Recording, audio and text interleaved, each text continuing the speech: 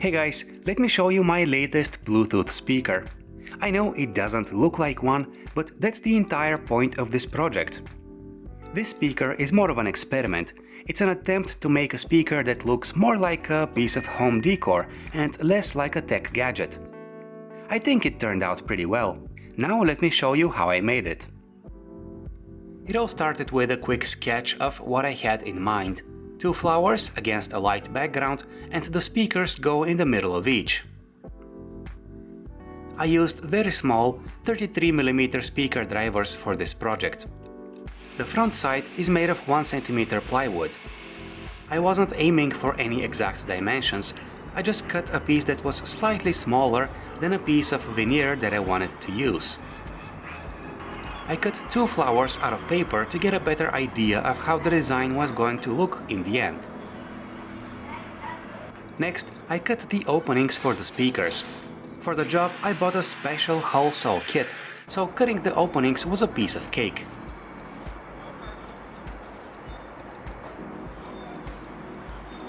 After that, I cut the sides of the box. I cut them out of scrap pieces of plywood.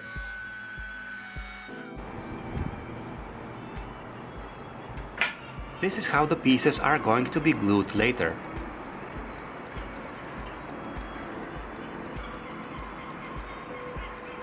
At this point, I decided to make a small opening on one of the sides.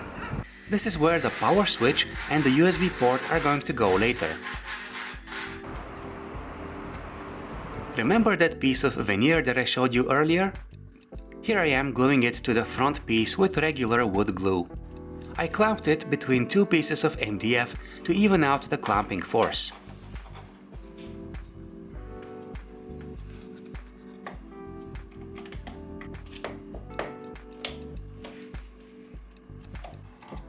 And here it is after the glue up.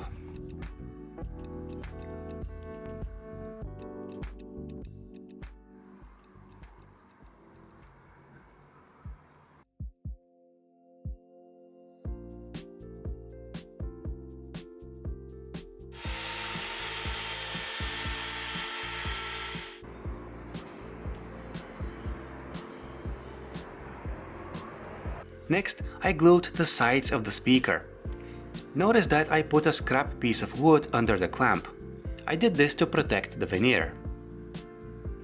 Also notice the small hole in the middle piece. This is where the wires for the speaker are going to go through.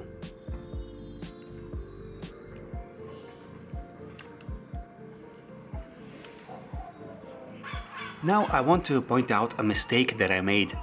On the next day, I put the piece on my workbench outside. Just a few minutes later, the veneer had cracked, probably from being heated by the sun.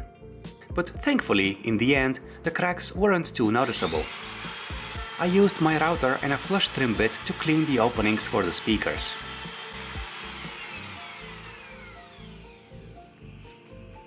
After that, I decided to add small blocks of wood in each inside corner. This will make the box stronger, but it will also give something for the screws to bite into.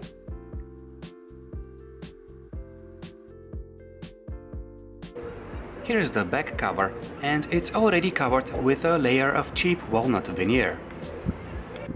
I clamped it in place and drilled 4 holes in the corners.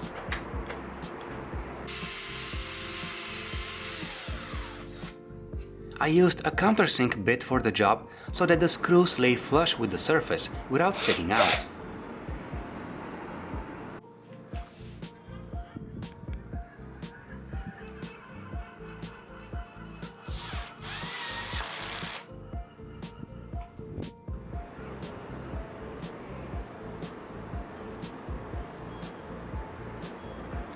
To cover the sides with something prettier, I used 5mm thick walnut.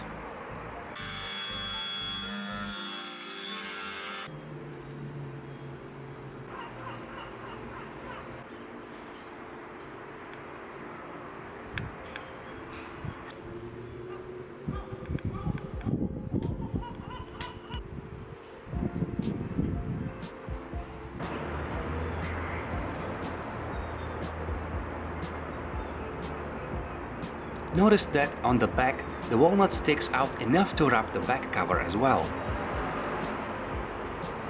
And for the flower petals, I used 3 mm thick mahogany. I simply traced the outline of one petal and cut it out.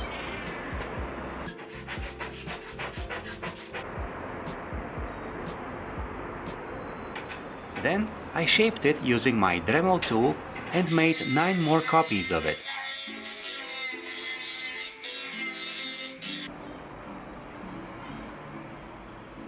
The petals weren't identical, but they didn't have to be. Next, I glued standoffs for the Bluetooth receiver board on the inside of the speaker. If you want to, you can skip this step and just glue the module with hot glue. You may also use a different Bluetooth receiver.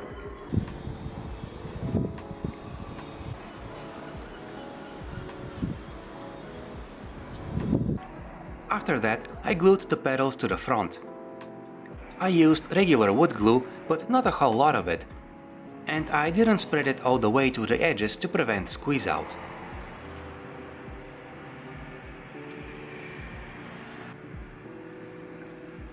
For this step, the speakers are in the openings. This is how I know that I'm leaving enough room around them.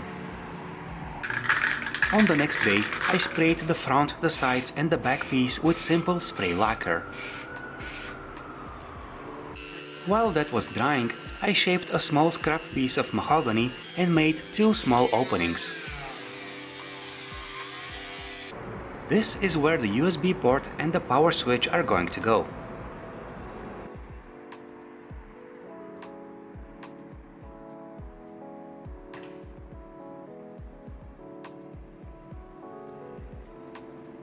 And here it is, glued in place.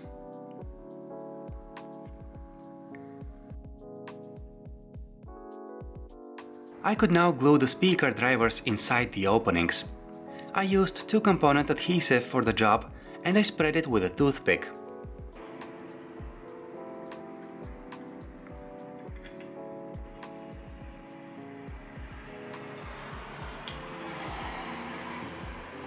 Okay, it's probably time to say a few words about the electronics involved in this project.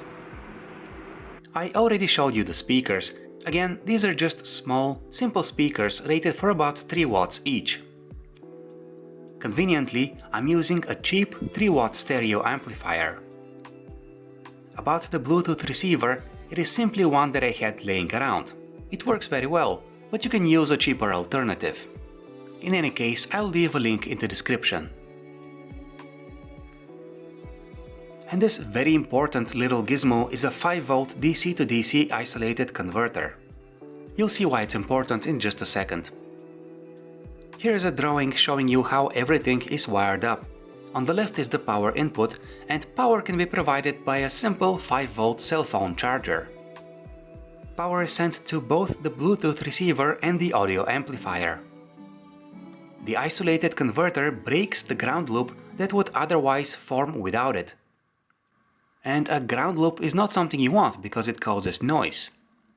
In fact, I wired up the speaker without the converter and here is what it sounds like.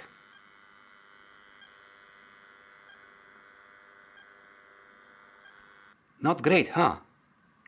Then I added the converter. I'm sure you can hear the difference. Okay, all that was left to do now was to complete the wiring.